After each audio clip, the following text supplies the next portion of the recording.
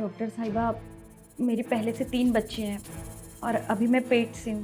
मेरा 7वां महीना चल रहा है और मेरे पति है कि मानते नहीं हैं। कहते हैं जब तक लड़का नहीं होगा तब तक बच्चे पैदा करने पड़ेंगे तुझे। ये है कि जिद पकड़ के बैठे हैं कि इन्हें लड़का ही चाहिए, लड़का ही चाहिए। मैंने इन्हें बहुत समझाया लेकिन ये मेरी बात नहीं मान रहे, इसीलिए मैं इन्हें आपके पास लेकर आई हूँ। प्लीज़ आप इनको समझाइए ना कि अब मेरे शरीर में इतनी जान नहीं बची है कि मैं और बच्चे पैदा कर सकूँ। झूठी, तूने मुझसे झूठ बोला कि तेरे पेट में दर्द है। तेरे पेट में दर्द था इसलिए मैं तुझे डॉक्टर के पास लेके आया, और तू ये क्या नाप शनाप बोले जा रही है डॉक्टर को। हाँ, मैं आपको झूठ बोलकर यहाँ लेकर आई। मैं तो आपको समझा समझा कर थक गई, लेकिन आप मेरी बात नहीं मानते हो। तो मैंने सोचा क्या पता आप डॉक्टर साहिबा की बात मान लो।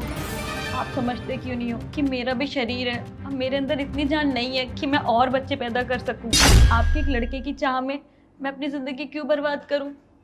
तू ना चुप कर, तुझे तो मैं घर देखूंगा। झूठ बोलकर मुझे यहाँ ले आई, ऊपर से हमारा जो पर्सनल मैटर है वो तू डॉक्टर को बता रही है। ये हमारे घर की बात थी जो तू बाहर के लोगों के सामने बता रही है। और क्या गलत कर रहा हूँ मैं? कुछ मेरी भी इच्छाएं हैं कि मुझे लड़का चाहिए। लोगों के ताने सुन सुन के मर गया हूँ मैं कि 3-3 बेटियां। कल को कारोबार संभालने वाला भी तो कोई चाहिए। यहाँ पे डॉक्टर के सामने मेरी बेइज्जती कर रही है। आज तू घर चल, फिर बताता हूँ तुझे। और क्या बात बात पे तू रोए जा रही है कि मुझे 3 बच्चे हैं, 3 बच्चे हैं। अरे लोगों के 8-8 बच्चे हैं, वो भी नहीं मरते, नहीं होता उन्हें कुछ। और जब तक लड़का नहीं होगा ना तब तक मैं बच्चे करता रहूंगा।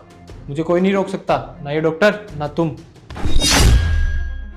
और जिस दिन हमें लड़का हो जाएगा मैं बच्चे पैदा करना बंद कर दूंगा, लेकिन तब तक मुझे लड़का चाहिए तो मतलब चाहिए। ये आप कैसी बातें कर रहे हो?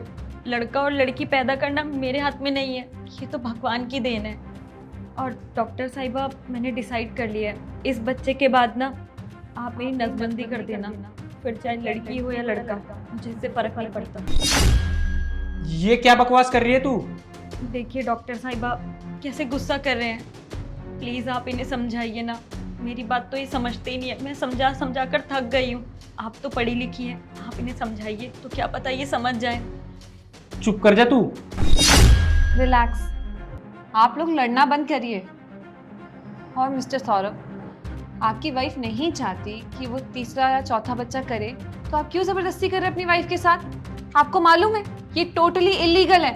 अपनी वाइफ को बच्चे के लिए ज़बरदस्ती करना ये इलीगल है, समझे आप? और ऐसे आप अपनी वाइफ को फोर्स नहीं कर सकते हैं। देखिए डॉक्टर साहिबा, मैं आपकी बहुत इज्जत करता हूँ, लेकिन ये मेरी बीवी है और मैं इससे चाहे 3 बच्चे करवाऊँ या 5, आप कोई नहीं होती बीच में बोलने वाली। और मुझे कोई शौक नहीं है कि मैं बच्चे पैदा करता रहूँ। मुझे बस अपना लड़का मिल जाए, मैं बच्चे पैदा करना छोड़ दूँगा। देखिए मिस्टर सौरभ, आप बार बार अपनी वाइफ को फोर्स करके ना बहुत गलत कर रहे हैं उनके साथ। लड़का या लड़की होना उनके हाथ में नहीं है, ना ही बायोलॉजिकली, ना ही प्रैक्टिकली, और ना ही आपके हाथ में। ये तो बस किस्मत का खेल है, जो ऊपर वाले से मिला है उसको स्वीकार कर लीजिए। इस तरीके से आप अपनी वाइफ को बार बार फोर्स करेंगे, इससे कुछ नहीं, सिर्फ और सिर्फ उनकी सेहत खराब होगी। तू क्या इनकी बकवास सुन रही है? चल यहाँ से। अरे मिस्टर सौरभ, आप मेरी बात तो सुनिए। अरे कमाल के लोग हैं। आजकल के ज़माने में भी ऐसे लोग एग्जिस्ट करते हैं जो एक लड़का पाने के चक्कर में अपनी बीवी के साथ ज़बरदस्ती करे जा रहे हैं, उसे फोर्स कर रहे हैं। पता नहीं क्या हो गया, पढ़े लिखे होने के बावजूद भी इतनी छोटी सोच रखते हैं। और उनकी वाइफ भी, उनके ऊपर इतना अत्याचार हो रहा है, लेकिन वो है कि कोई भी एक्शन लेने के लिए तैयार नहीं है। अरे उनको पुलिस के पास जाना चाहिए, वहाँ पे रिपोर्ट लिखवानी चाहिए कि उनके साथ कितना गलत हो रहा है। गलती ना सारी की सारी उनकी वाइफ की है।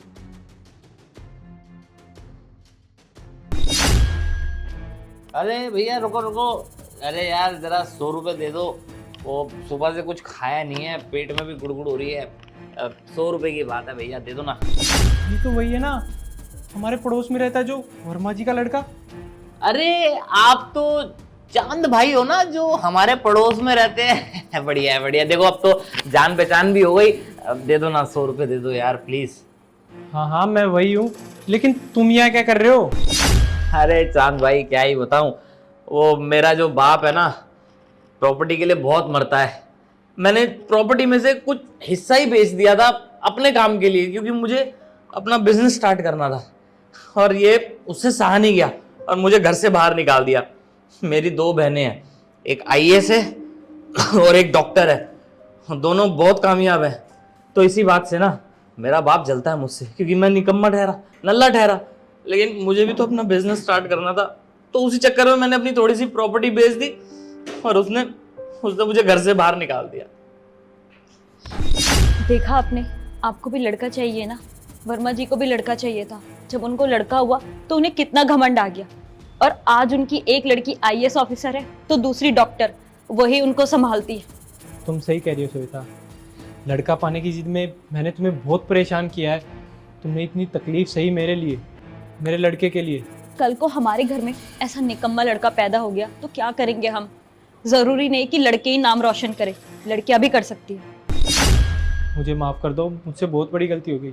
आगे से मैं ऐसी कोई भी जिद नहीं करूँगा जो तुम्हें परेशानी दे। अब मेरी आंखें खुल चुकी हैं, अब लड़का हो या लड़की दोनों एक समान होते हैं। अच्छा हुआ सही समय पर आपकी आंखें खुल गई।